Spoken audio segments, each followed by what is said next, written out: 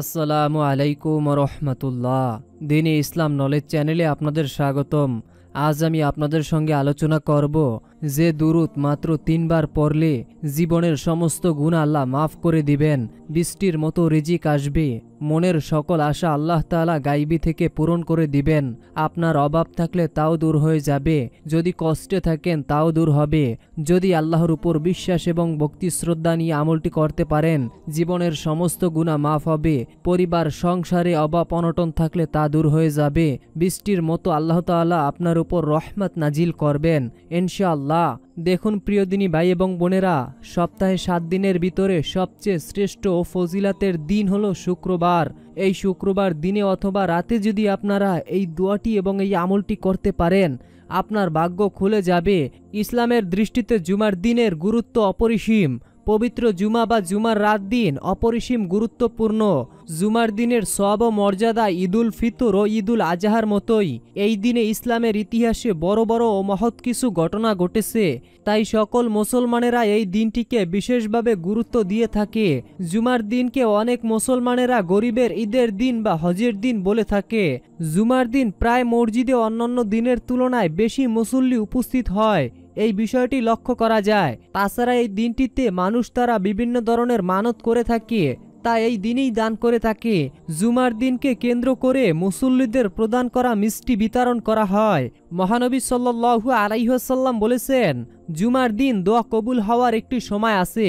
কোনো মুসলিম যদি সেই সময়টা পায় আর তখন যদি সে সেজদায় অবস্থায় থাকে, তাহলে তার যে কোনো কল্যাণ কামনা আল্লাহ তাআলা পূরণ করে দিবেন। বুখারী শরীফের হাদিস। অর্থাৎ প্রিয়দিনী ভাই এবং বোনেরা, যদি আপনি শুক্রবার দিনে এমন একটি সময় আছে, সেই সময়টিতে যদি আপনি সময় পান এবং তখন যদি আপনি এই দোয়াটি করেন যে, হে আল্লাহ, তুমি আমার মনের সকল কামনা বাসনা, যে আশাগুলো এখন পর্যন্ত আমার পূরণ হচ্ছে না, আমি দীর্ঘদিন ধরে দোয়া করতেছি, আমার দোয়া কবুল হচ্ছে না, তুমি আমাকে এই শুক্রবার দিনের ওসিলে আমার সকল দোয়া তুমি কবুল করে নাও। তাহলে ইনশাআল্লাহ যদি আপনি পরিপূর্ণ ইয়াকিন এবং বিশ্বাস নিয়ে এই আমলটি এবং দোয়াটি পরে আল্লাহ তাআলার কাছে দোয়া করেন, তাহলে ইনশাআল্লাহ আপনার দোয়া আল্লাহ কবুল করে নেবেন। আপনার মনের যত হাজত আছে, ইচ্ছা আছে, সকল আল্লাহ তাআলা পূরণ করে দিবেন ইনশাআল্লাহ। অনুরোধ করছি, আমরা এই প্রথমবার নারীদের ছবি ছাড়া কিংবা হারাম কোনো ছবি ছাড়া ইউটিউবে ভিডিও দিয়ে থাকছি। এরকম ভিডিওগুলি যদি আপনি আপনার ফোনে পেতে চান, এজন্য অবশ্যই দ্বীন ইসলাম নলেজ চ্যানেলটিকে সাবস্ক্রাইব করে রাখুন। কেননা আমরা প্রতিনিয়তই এই চ্যানেলে ছোট ছোট ও সহজ কিছু আমল, যে সহজ আমলে রয়েছে দ্বিগুণ সওয়াব এবং সওয়াবের দিক দিয়েও অনেক এগিয়ে আছে সেই আমলগুলো সম্পর্কে আপনাদেরকে বলবো। তাই সেই ছোট ছোট আমল এবং দোয়া সম্পর্কে যদি আপনি জানতে চান, তাহলে অবশ্যই এই দ্বীন ইসলাম নলেজ চ্যানেলটিকে সাবস্ক্রাইব করে রাখুন। তো চলুন শুরু করি। ইসলাম প্রিয় দিনী ভাই এবং বোনেরা, আমরা কম বেশি সকলেই পাপ করে থাকি, হয়তো কেউ কম অথবা বেশি। আপনি একবার চিন্তা করে দেখেছেন, আপনি সারা দিনে কতটা খারাপ কাজ করেছেন বা কতটা গুনাহের কাজ করেছেন? আপনার কি সারা দিনে একটু ভয় হয় নাই যে আমি এই যে পাপ কাজগুলো করতেছি, আল্লাহ কি আমাকে এর শাস্তি দেবে না? অবশ্যই আমাকে যদি আমরা পাপ করে থাকি, তার শাস্তি অবশ্যই আপনাকে পেতে হবে। কেননা আল্লাহ তাআলা ছাড় দেন কিন্তু কখনোই ছেড়ে দেন না। হয়তো আমাকে সুযোগ দিচ্ছেন ভালো হওয়ার জন্য, ভালো পথে আসার জন্য, কিন্তু আমরা যদি এই সুযোগটাকে কাজে না লাগাতে পারি, তাহলে আমরা সবচেয়ে বড় হতভাগা। দেখুন, সপ্তাহে 7 দিন আমরা পাপ অন্যায় যা করি না কেন, যদি আমরা শুক্রবার একটা দিন যদি আল্লাহ তাআলার কাছে সঁপে দেই, এই একটা দিন যদি আমরা আল্লাহ তাআলার কাছে আমল করি, দোয়ার মাধ্যমে আমরা পিছনে যতদিন গুনাহ করেছি সমস্ত গুনাহের জন্য অনুতপ্ত হয়ে আল্লাহ তাআলার কাছে তওবা করে ইস্তেগফার করে যদি আমরা মাপ চাই, আল্লাহ তাআলা কিন্তু মাফ করে দিবেন। এবং যদি আমি সমস্যার ভিতরে থাকি, অর্থাৎ অনেকেই আছেন প্রিয়দিনী ভাই এবং বোনেরা, যাদের ঘরের ভিতরে অশান্তি রয়েছে, আবার এমন অনেক মানুষ আছে যারা ঋণের টাকা পরিশোধ করতে পারছেন না। অর্থাৎ আপনি ঋণ নিয়েছেন কিন্তু সেই টাকা পরিশোধ করার মতো আপনার হাতে একটা টাকাও নাই, আপনি হতাশ হয়ে যাচ্ছেন, দিন দিন আপনি নিরাশ হয়ে যাচ্ছেন, আমল করার পরেও আপনি কোনো উপায় খুঁজে পাচ্ছেন না। দেখুন প্রিয়দিনী ভাই এবং বোনেরা, আপনাকে এই কঠিন পরিস্থিতি থেকে একমাত্র বের করার মালিক হচ্ছেন আল্লাহ। তবে আপনাকে চাওয়ার মতো করে আল্লাহ তাআলার কাছে চাইতে হবে। আমরা অনেকেই আছি যারা আল্লাহর কাছে চাইতে পারি না। হ্যাঁ প্রিয়দিনী ভাই এবং বোনেরা, আপনি যেটা আল্লাহ তাআলার কাছে সঠিকভাবে চাবেন, সেটা আল্লাহ আপনাকে অবশ্যই দিবেন, তবে সেটা হতে পারে আপনাকে সাথে সাথে দিবে, অথবা কিছুদিন পর, অথবা সেটা কিয়ামতের দিন, যেদিন কেউ কারো উপকারে আসবে না, যেদিন সকলেই বলবে ইয়া নাফসি ইয়া নাফসি, যার যার চিন্তা শেষে করবে। ওই দিনটাতে আল্লাহ তাআলা আপনাকে, এই যে দুনিয়াতে আপনি আল্লাহ তাআলার কাছে চাইছেন, ওটা আপনাকে দেবে ওই সময়। তাহলে একটাবার চিন্তা করে দেখেন, এই পৃথিবীর মানুষের কাছে আপনি যত কিছু চাইবেন, এই পৃথিবীর মানুষ স্বার্থ ছাড়া কেউ কাউকে ভালোবাসে না। একটা কথা মনে রাখবেন, যদি আপনাকে আমাকে কেউ নিঃস্বার্থ ভালোবাসে থাকে, সে হচ্ছেন একমাত্র আমাদের সৃষ্টিকর্তা, আমাদের আল্লাহ। তিনিই আমাদেরকে নিঃস্বার্থে ভালোবাসেন।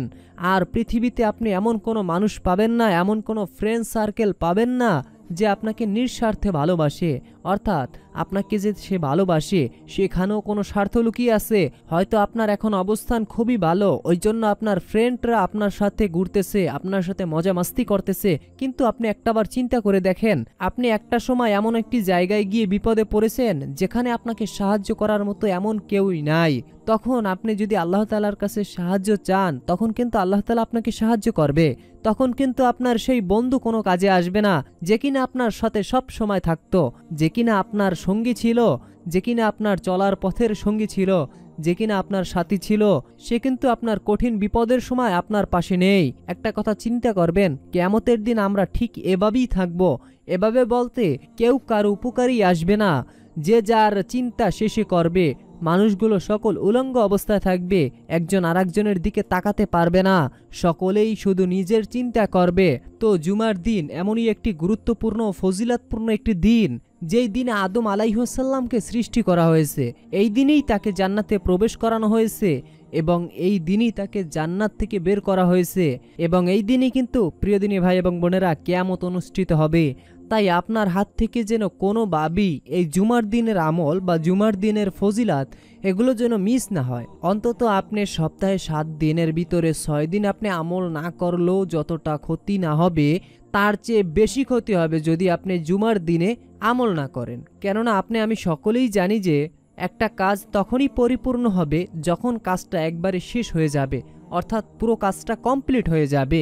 এমনিতেই কিন্তু 5 ওয়াক্ত নামাজ আপনি পড়েন নাই, রোজা তো রাখেনই নাই, আল্লাহর হুকুম তো মানেন নাই, গুনাহ তো 24 ঘন্টা করতেছেন, জেনা ব্যভিচার যা করার যত প্রকার গুনাহ আছে সমস্ত প্রকার গুনাহ আপনি করেছেন। কিন্তু সপ্তাহে একদিন আল্লাহকে সময় দেবেন। আপনি 7 দিনের ভিতর থেকে যদি একটা দিন সময় না দিতে পারেন, তাহলে আপনার মুসলমান দাবি করা এটা তো ঠিক নয়। কারণ মুসলমান আর কাফেরের ভিতরে পার্থক্য শুধু নামাজ। রাসূলুল্লাহ সাল্লাল্লাহু আলাইহি ওয়াসাল্লাম বলেছেন, মুসলমান এবং কাফেরের মধ্যে পার্থক্য শুধু নামাজ। যে এক ওয়াক্ত নামাজ ইচ্ছাকৃতভাবে ছাড়লো, সে মুসলমান থাকলো না, সে কাফের হয়ে গেছে। তাহলে এই কথার ভিত্তিতে যদি আপনারা 7 দিন কোনো আমল না করেন, নামাজ না পড়েন, তাহলে তো আপনারা কাফের। আর যদি আপনারা এই কাফেরের লিস্ট থেকে বের হতে চান বা মুসলমানের খাতায় নাম লিখাতে চান, তাহলে অবশ্যই আপনাকে শুক্রবার দিন হলেও, একদিন হলেও যদি আপনি আমল করেন, নামাজ পড়েন, তাহলে অবশ্যই আপনি মুসলমান হিসেবে দাবি করতে পারবেন নিজেকে। দেখুন, জুমার গুরুত্ব আল্লাহ তাআলার কাছে এতই বেশি যে কোরআনে জুমা নামের একটি স্বতন্ত্র সূরা নাজিল করা হয়েছে। আল্লাহ তাআলা কোরআনে ইরশাদ করেন, হে মুমিনগণ, জুমার দিন যখন নামাজের জন্য আহ্বান জানানো হয়, তখন তোমরা আল্লাহর স্মরণের দিকে মসজিদে এগিয়ে যাও এবং বেচাকেনা দুনিয়াবি যাবতীয় কাজকর্ম ছেড়ে দাও, এটা তোমাদের জন্য কল্যাণকর যদি তোমরা জানতে। সূরা জুমা আয়াত 9। রাসূলুল্লাহ সাল্লাল্লাহু আলাইহি ওয়াসাল্লাম এই হাদিসে বলেছেন, মুমিনের জন্য জুমার দিন হলো সাপ্তাহিক ঈদের দিন। ইবনে মাজাহ শরীফের হাদিস। এক হাদিসে নবী করিম সাল্লাল্লাহু আলাইহি ওয়াসাল্লাম ইরশাদ করেছেন, যেই দিনগুলোর ভিতরে সূর্য উদিত হয়, ওই দিনগুলোর ভিতরে জুমার দিন সর্বশ্রেষ্ঠ দিন। এই দিনের সব মর্যাদা ও ফজিলত এতটাই বেশি যে আল্লাহ তাআলার কাছে এই দিনের তুলনায় অন্য কোনো দিন এত গুরুত্বপূর্ণ নয়। কেননা এই দিনই আল্লাহ তাআলা কিয়ামত অনুষ্ঠিত করবেন, এবং এই দিনই ইসরাফিল আলাইহিস সালাম সিংহায় ফুৎকার দিবেন, এবং এই দিন আল্লাহ তাআলা সকল প্রাণীদেরকে, অর্থাৎ মানব, জিন, যত প্রাণী আছে তাদেরকে কিয়ামতের পর যখন হাসরের ময়দানে বিচারের আয়োজন করা হবে, তখন তাদের সকলকে, আপনাকে আমাকে, মাটি থেকে পশু পাখি যত কিছুই আছে, যত প্রাণী আছে, জিন মাখলুক যত মাখলুক আছে, সকলকে আবার পুনর্জীবিত করা হবে এই শুক্রবার দিনই। তাহলে বুঝতে পারছেন যে আল্লাহ তাআলার কাছে জুমার দিনের গুরুত্ব কেন এতটা বেশি। আপনাকে আমি যদি বলি যে আপনি আজকে জুমার দিন একটু কষ্ট হলেও আমলটা করবেন, কিন্তু আপনি হয়তো হাসি মস্করা করতে পারেন যে কি বকবক করতেছে, শুধু বকবকই করতেছে, এটা আপনার বোঝার সুবিধার জন্য। দেখুন, আমি যদি ভিডিওর প্রথমেই আপনাদেরকে দোয়াটি বলে দিতাম, তাহলে আপনার এটা মনে হতো যে এই ছোট দোয়াটি পড়লে আমার আর কি হবে, আমার ভাগ্য কি পরিবর্তন হবে, যাক এই আমলটি আমি করবো না, আপনার এটা মনে হতো। কেননা আপনি এই আমলটি সম্পর্কে জানেন না, এই আমলটির যে ফজিলাত এবং এই দিনটির যে ফজিলাত এটা সম্পর্কে আপনার ধারণা নেই, সেই জন্য আপনি আমলটি মিস করতেছেন। রাসূলুল্লাহ সাল্লাল্লাহু আলাইহি ওয়াসাল্লাম বলেছেন, যে ব্যক্তি জুমার দিন আমার উপর দুরূদ পড়বে আল্লাহ তাআলা তার যে কোনো কামনা বাসনা পূরণ করে দিবেন। এবং যে ব্যক্তি জুমার দিন আসরের সময় অর্থাৎ আসরের নামাজের পর যদি কেউ নামাজে অবস্থায় বসে থাকে, অর্থাৎ আসরের নামাজটা আপনি সুন্দর করে পড়লেন এবং নামাজের স্থান থেকে না উঠে আপনি কিছুক্ষণ জিকির আজগার করলেন, তাসবিহ পাঠ করলেন, দোয়া পড়লেন, তারপর ইস্তেগফার পড়লেন এবং নানান ধরনের দোয়া আছে যেগুলো পড়লে আল্লাহ তাআলা আপনার উপর খুশি হন। তখন যদি আপনি এই দোয়াগুলো পড়ে আল্লাহ তাআলার কাছে দোয়ার মাধ্যমে আপনার কষ্টগুলো তুলে ধরেন, অর্থাৎ ধরুন আপনি সবজির বাজারে গিয়েছেন সবজি কেনার জন্য, সেখানে গিয়ে যদি আপনি কিছু না বলেন তাহলে দোকানদার আপনাকে কিন্তু দিতে পারবে না সঠিক জিনিসটা। তেমনিভাবে দোকানদারকে আপনি যদি সঠিকভাবে বুঝিয়ে দেন যে হে ভাই তুমি আমাকে এই সবজিটা দাও, এটার দাম কত, এভাবে আপনি যদি বলেন তাহলে সে সঠিকটা দিতে পারবে। তেমনিভাবে আপনি যদি আল্লাহ তাআলার কাছে আপনার সমস্যার কথা না বলেন তাহলে আপনাকে কিভাবে আল্লাহ তাআলা দেবে? হ্যাঁ, আল্লাহ তাআলা গায়বীর খবর জানেন, আপনার মনের খবর জানেন, আপনার অন্তরের খবর জানেন, এটা সত্য। কিন্তু আল্লাহ তাআলার কাছে তো আপনার চাইতে হবে। যেমনিভাবে একটা শিশু কান্না না করলে তার মা কিন্তু দুধ দেয় না, তেমনিভাবে যদি আপনি কান্না না করেন আল্লাহ তাআলার কাছে না চান তাহলে আপনাকে কি দেবে আল্লাহ তাআলা? তেমনিভাবেই আপনাকে চাইতে হবে। প্রিয়দিনী ভাই এবং বোনেরা, অতিরিক্ত কথা বলে আপনাদের মূল্যবান সময় নষ্ট করতে চাই না। সর্বপ্রথম আমি দুরূদটি বলবো, এরপরে আমি দোয়াটি বলবো ইনশাআল্লাহ। বিসমিল্লাহির রহমানির রহিম। আল্লাহুম্মা সাল্লি আলা মুহাম্মাদ ওয়া আলা আলি মুহাম্মাদ কামা সাল্লাইতা আলা ইব্রাহিম ওয়া আলা আলি ইব্রাহিম ইন্নাকা হামিদুম মাজিদ। আল্লাহুম্মা বারিক আলা মুহাম্মাদ ওয়া আলা আলি মুহাম্মাদ কামা বারাকতা আলা ইব্রাহিম ওয়া আলা আলি ইব্রাহিম ইন্নাকা হামিদুম মাজিদ। তো আমি আশা করি আপনারা সকলেই মনোযোগ সহকারে দুরূদটি শুনেছেন। যারা মনে করেন যে দুরূদটি খুবই লম্বা বা বড় মনে হচ্ছে আপনাদের কাছে বা মুখস্থ করতে পারবেন না, তাদের জন্য ছোট দুরূদ রয়েছে। বিসমিল্লাহির রহমানির রহিম। সাল্লাল্লাহু আলাইহি ওয়াসাল্লাম, সাল্লাল্লাহু আলাইহি ওয়াসাল্লাম। আপনারা এই দুরূদটিও পড়বেন। মনে রাখবেন, জুমার দিন আপনারা যত বেশি পারবেন দুরূদ পড়বেন, অর্থাৎ জুমার দিনটাই হলো দুরূদ পড়ার ফজিলাতের দিন। অর্থাৎ আনাস ইবনে মালিক রাদিয়াল্লাহু তাআলা আনহু বলেন, রাসূলুল্লাহ সাল্লাল্লাহু আলাইহি ওয়াসাল্লাম বলেছেন, তোমরা জুমার দিন ও জুমার রাতে আমার প্রতি বেশি বেশি দুরূদ পাঠ করো, কারণ যে আমার প্রতি একবার দুরূদ পাঠ করবে আল্লাহ তাআলা তার উপরে 10টি রহমত নাজিল করবেন। সুবহানাল্লাহ, সুবহানাল্লাহ। একবারও কি ভেবে দেখেছেন সাল্লাল্লাহু আলাইহি ওয়াসাল্লাম? আমি যে বললাম এই একবার বলার কারণে আমার উপর 10টা রহমত নাজিল হয়েছে, 10টা গুনাহকে মাফ করা হয়েছে, 10টি মর্যাদার স্তর বাড়িয়ে দেওয়া হয়েছে। এটা কল্পনাও করা যায় না। প্রিয়দিনী ভাই এবং বোনেরা, যাদের জীবনে প্রচুর গুনাহ আছে, অর্থাৎ শয়তানের প্ররোচনায় পড়ে মানুষ তো গুনাহ করবে, এটা স্বাভাবিক। শয়তানের প্ররোচনায় পড়ে আল্লাহ তাআলার অবাধ্যতায় লিপ্ত হয়, মানুষ গুনাহ করে ফেলে। কিন্তু যখন আপনার আমার গুনাহ হয়ে যাবে তখন আমাদের সর্বপ্রথম কাজই হলো আল্লাহ তাআলার কাছে তওবা করা। তওবা মানে এই নয় যে আপনি এখন তওবা করলেন কিছুক্ষণ পর আবার গুনাহের কাজ করবেন, এটা নয় তওবা। তওবা হচ্ছে খাঁটি তওবা। আপনাকে খাঁটি তওবা করতে হবে।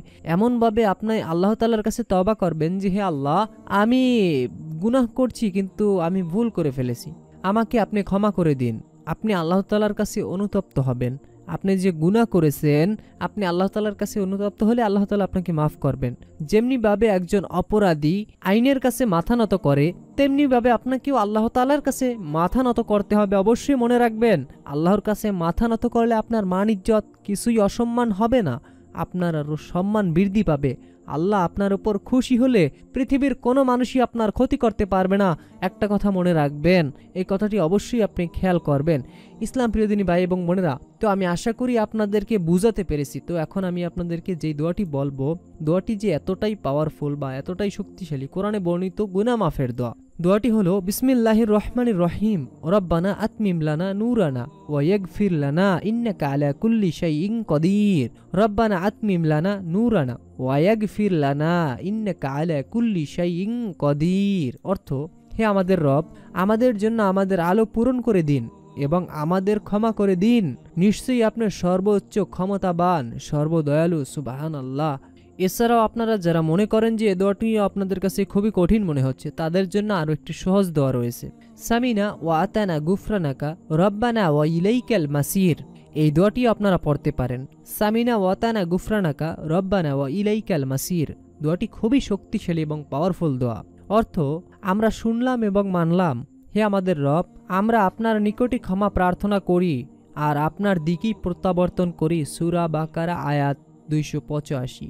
তো প্রিয় দিনী ভাই এবং বোনেরা, এই ছিল আমাদের আজকের ভিডিওটি যদি আপনাদের কাছে ভালো লেগে থাকে বা উপকৃত মনে হয়, যদি আপনাদের মনে হয় যে নাটক, সিনেমা কিংবা অন্যান্য গানের চেয়ে যদি ভিডিওটি ভালো লেগে থাকে আপনার কাছে বা উপকৃত মনে হয়, তাহলে অবশ্যই ভিডিওটিতে একটি লাইক দিয়ে ও চ্যানেলটিকে সাবস্ক্রাইব করে রাখুন এবং দিন ইসলাম নলেজ চ্যানেলের সাথেই থাকবেন ইনশাআল্লাহ। আল্লাহ তাআলা আমাদের সকলকে নেক আমল করার তৌফিক দান করুন, গুনাহ থেকে রক্ষা করুন, মনের আশা পূরণ করুন। যে যে দোয়া করবে আল্লাহ তাআলার কাছে সকলের দোয়া যেন আল্লাহ কবুল করুক। আমিন সুম্মা আমিন। এখনকার মতো বিদায় নিচ্ছি, দেখা হবে পরবর্তীর কোনো ভিডিওতে। ততক্ষণ পর্যন্ত সকলেই ভালো থাকুন, সুস্থ থাকুন। আল্লাহ হাফেজ।